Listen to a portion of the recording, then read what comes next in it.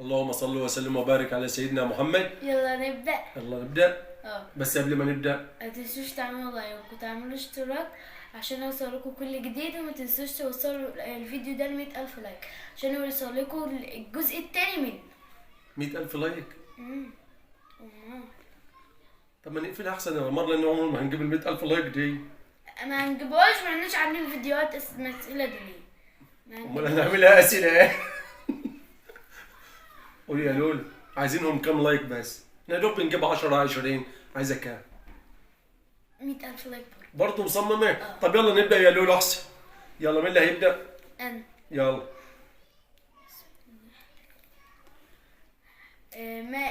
ما اسم المسجد الذي بني بجوار بيت الرسول؟ المسجد النبوي. صح. صح. إجابة صحيحة. إجابة صحيحة. 10 جنيه. 10 جنيه؟ هي العشرات دي بتاعتي بس يا لمار ولا ايه؟ انتوا عاملين لي انا عشرات؟ ماشي. من أول سفير في الإسلام؟ أول سفير؟ استنى أول أفكر. فكر بس الوقت بيعدي.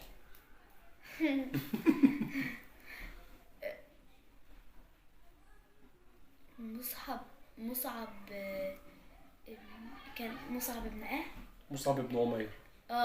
مصعب بن عمير. ماشي يا لول، نعتبرها إجابة صحيحة. يلا. لا ده انا غلطت وكسبت 100 جنيه. وتغلط ليه؟ خد ال10 وسيب لي ال100. يلا. أنا اللي هبدأ. بسم الله. من هو صاحب الهجرتين؟ صاحب الهجرتين سيدنا عثمان بن عفان. صح. صح. ايه 10 تاني؟ نفسها بالملاي. أختي. أختي هاي. هي خليها تونسها، هي تقعد لوحدها. يلا. بس هي من أول زوجات الرسول صلى الله عليه وسلم؟ السيدة خديجة بنت خويلد. السيدة خديجة بنت خويلد.